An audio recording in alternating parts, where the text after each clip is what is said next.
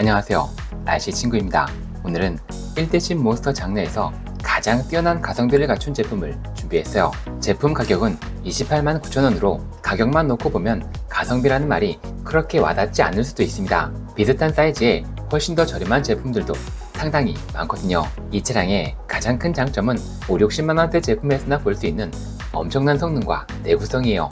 그럼 기본적인 정보들만 가볍게 살펴보고 이 차량은 어디서 어떻게 즐길 수 있는 차량인지 실제 주행 파트로 넘어갈게요. 제품 구성은 초보자들도 쉽게 접근할 수 있는 풀 패키지 형태로 제공됩니다. 완성된 차량 본체와 바디, 조종기까지 모두 포함되어 있고요. 타사의 제품들과 달리 여분의 부품까지 포함되어 있어요. 하지만 차량에 사용할 배터리와 충전기는 별도로 준비해야 합니다.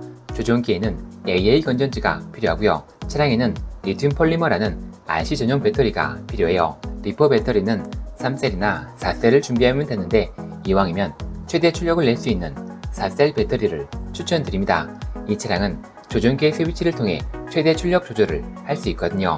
참고로 4셀 배터리로 선택했다면 가급적 슬림 사이즈의 제품을 추천드립니다. 일반 사이즈는 크기 때문에 배터리 고정이 어렵고요. 무엇보다 차량이 너무 무거워지기 때문에 추천드리지 않습니다. 다만 점프를 하지 않고 가볍게 즐기는 목적이라면 런타임이 길게 나오는 일반 사이즈의 고용량 배터리가 더 나은 선택이 될 수도 있어요. 차량의 사이즈는 전형적인 1대10 사이즈로 작지도 크지도 않은 사이즈를 갖추고 있습니다. 물론 더 크면 좋겠지만 이 사이즈가 초보자나 입문자들에게 가장 적당한 사이즈라고 생각해요. 또한 고성 몬스터 트럭은 최소한 이 정도 사이즈는 돼야 스피드, 오프로드, 스턴트까지 편안하게 즐길 수 있습니다. 자, 더 자세한 정보들은 뒤에서 다루기로 하고 실제 성능부터 확인해 볼게요. 먼저 아무런 장애물이 없는 깨끗한 온로드에서 최대 속력부터 체크해 보겠습니다. 참고로 현재 차량의 상태는 튜닝이 전혀 없는 순정이고요.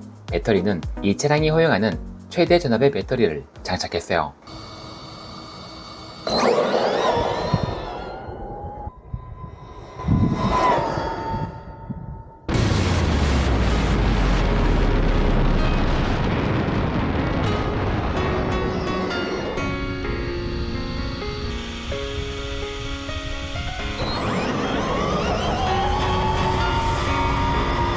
이 속력은 제가 아는 한 이 사이즈의 몬스터 중에선 가장 빠른 속력입니다. 거의 대부분 이 사이즈의 몬스터 차량들은 3셀의 출력이 맥시멈이기 때문이죠. 사실 이런 사이즈는 4셀의 출력을 감당하기 어렵습니다. 저는 비슷한 사이즈의 제품들을 정말 많이 다루어 보았어요. RC카는 체급에 맞는 배터리를 사용해야 원활한 주행이 가능합니다. 사실 이 차량을 처음 접했을 때 4셀은 그저 홍보용이고 실제 주행은 어려울 거라고 판단했어요.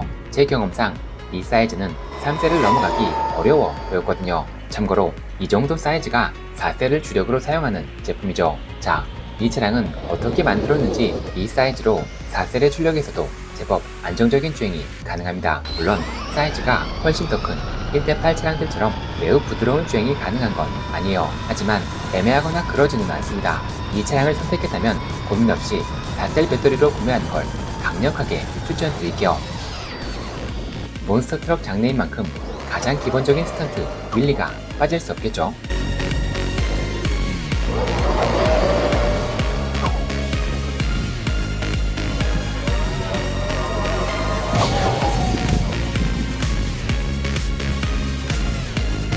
이 차량은 윌리바를 기본으로 제공하기 때문에 추가 비용 없이 윌리를 즐길 수 있습니다. 그리고 뒤에서 자세히 말씀드리겠지만 이 차량은 센터 디프까지 합체된 모델이에요. 스탠딩 백플립까지는 어렵지만 윌리를 하다가 전복되는 일은 없으니 마음껏 즐기셔도 됩니다. 이제 오프로드로 넘어가 볼게요.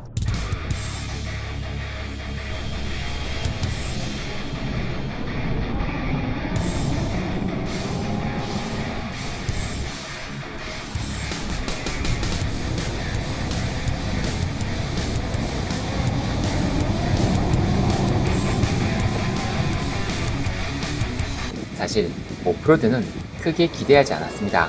몬스터 트럭으로 1대10은 큰 사이즈가 아니기 때문에 오프로드에서 이 정도의 속력을 내는 건 어려워요. 고르지 않은 노면에선 차량이 튀기 때문에 조종 자체가 어려워지기 때문이죠. 하지만 이 차량은 이 사이즈로 밸런스를 어떻게 맞췄는지 기가 막히게 잘 나갔습니다. 물론 이것도 체급을 뛰어넘는 수준은 아니에요. 하지만 이 정도면 초급자들도 충분히 재미있게 즐길 수 있을 것 같습니다. 이쯤 되니 점프를 안 해볼 수가 없었어요.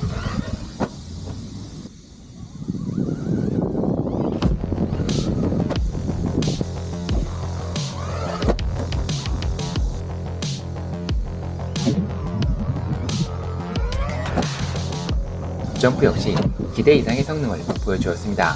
일단 채공 시간이 길어 차량을 제어할 수 있는 시간이 충분했고요. 예상과는 달리 너무 예민하게 반응하지 않아 컨트롤도 어렵지 않았습니다. 그래서 공중 백플립도 시도해보았어요.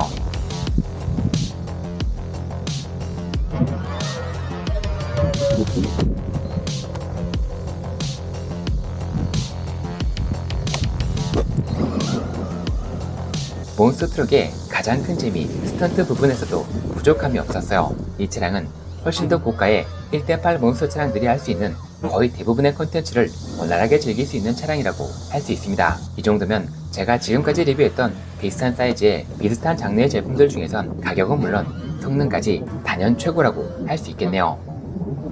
차량의 성능 리뷰는 여기까지 하고 지금부터 깊이 있는 제품 리뷰를 진행해 보겠습니다. 먼저 차량의 디자인은 무난한 몬스터 트럭의 디자인을 갖추고 있어요.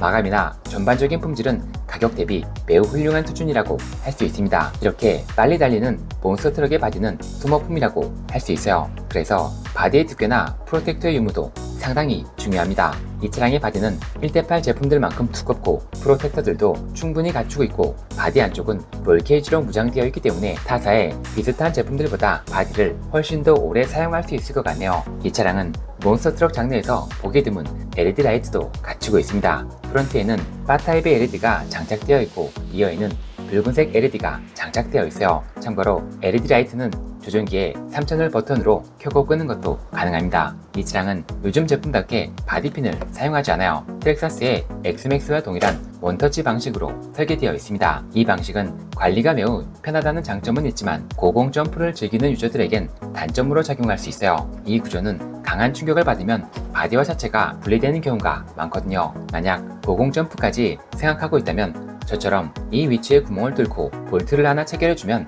단단하게 고정됩니다. 다만 바디를 벗길 때마다 볼트를 풀어줘야 하니 조금 번거롭긴 하겠죠. 타이어는 프로라인의 트렌처 X와 유사한 패턴을 가진 제품이 장착되어 있습니다. 실제로 사용해보니 그립력도 제법 뛰어나고 온로드 현상도 그리 크지 않아 온로드와 오프로드 어디서든 잘 달려주었어요. 휠은 무난한 디자인을 갖추고 있고요. 약간의 옵셋이 추가되어 있기 때문에 와이드너 효과도 발생합니다. 휠엑스는 12mm고요. 메탈 파트로 구성되어 있어요. 1대10 전용으로 출시하는 대부분의 휠 타이어를 사용할 수 있습니다.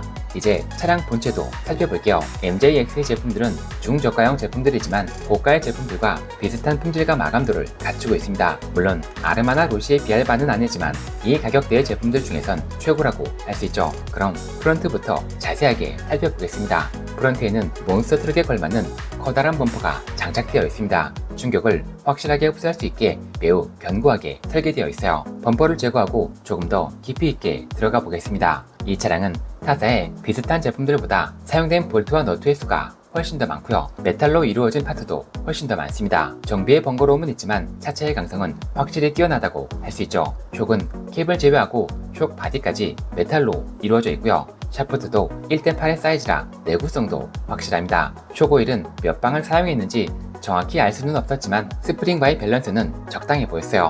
아주 고가의 제품들처럼 묵직한 느낌은 아니지만 이 정도면 가격 대비 매우 훌륭한 수준이라고 할 수 있죠. 이 차량은 저가형 제품에서 보기 힘든 스테빌라이저도 갖추고 있습니다. 몬스터 트럭 장르에 꼭 필요한 파트는 아니지만 온로드나 쇼커스로 장르를 바꿔주는 튜닝을 할 때 큰 도움이 될 것 같네요. MJX 제품들은 차량을 구성하는 모든 파트가 이렇게 정교하게 이루어져 있고요. 드라이브 샤프트처럼 많은 열과 혈전이 발생하는 메탈 파트들은 매우 견고하게 설계되어 있습니다. 실제 구동과 관련된 디퍼렌셜 파트도 살펴볼게요. 프론트와 리어는 동일한 구조로 이루어져 있으니 프론트와 센터만 살펴보겠습니다. 디퍼렌셜 파트의 기어들과 베벨 기어 모두 고강도 소재의 메탈로 이루어져 있고요.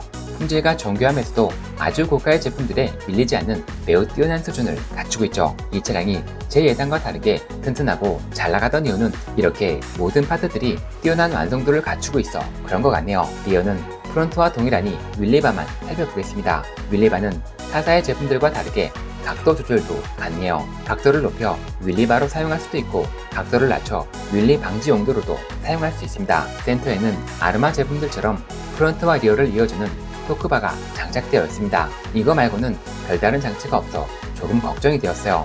하지만 실제 주행에서 고공 점프와 공중 백플립까지 버텨주는 걸 확인했습니다. 순정으로만 즐긴다면 별도의 추가 장치는 필요 없을 것 같네요. 1대10이라는 사이즈의 거대한 4셀 배터리를 사용하는 차량인 만큼 내부 공간의 여유는 거의 없다고 할 수 있어요. 새로운 기능을 추가하거나 순정보다 더 큰 전자 파트를 장착하는 업그레이드는 어려울 것 같습니다. 이 차량의 뛰어난 주행성은 센터 디프가 크게 한몫하고 있다고 할 수 있어요. 센터 디프 파트 역시 정교하고 견고한 설계로 이루어져 있고요. 스퍼기어도 메탈로 이루어져 있습니다. 이것도 분명 큰 장점이라고 할 수 있죠. 이 차량도 고가의 제품들처럼 기어 비율 변경을 통해 최대 속력을 높일 수 있습니다. 다만 변경의 폭이 좁기도 하고요. 제가 볼 때 이 차량은 딱 이만큼이 적당한 것 같아요. 이제 전자 파트로 넘어가 볼게요. 메인 모터는 4셀까지 지원하는 브러쉬 리스 제품이 장착되어 있고요. 보통 추가로 구매해야 하는 방열판과 쿨링팬까지 포함되어 있습니다. 전자 변속기 역시 4셀까지 지원하는 100A 제품이 장착되어 있습니다. 이 제품의 가장 큰 장점은 블루투스를 지원한다는 점이에요. 그래서 타사의 제품들과 다르게 추가 비용이 발생하는 별도의 프로그램 카드 없이 스마트폰으로 모든 세팅이 가능하죠. 이것도 매우 큰 장점이라고 할 수 있겠네요. 좌우 조향을 담당하는 서버 모터는 35kg의 스펙을 가진 제품이 장착되어 있습니다. 서버 모터는 브랜드별로 성능 차이도 크고 가격 차이도 많이 나지만 이런 완제품 차량에 포함된 서버는 다 똑같다고 할 수 있어요. 고장 날 때까지 잘 쓰다가 바꿔주면 됩니다. 자, 마무리하겠습니다. 오늘 리뷰는 장점 위주로 진행했지만 분명 단점도 존재하는 차량입니다. 하지만 단점들은 그저 조금 불편한 정도이지 몬스터에서 가장 중요한 성능이나 내구성 그리고 딱히 약점이라고 볼 수 있는 부분은 찾아보기 어려웠어요.